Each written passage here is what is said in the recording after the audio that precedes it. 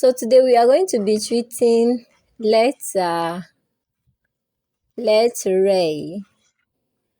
So the name says letter A.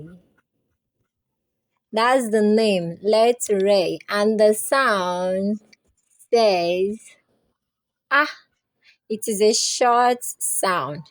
So we say that A is the long sound. A is the long sound, while A is the short sound of letter A. So I hope you understand now. When you see A and when you see A, it is two different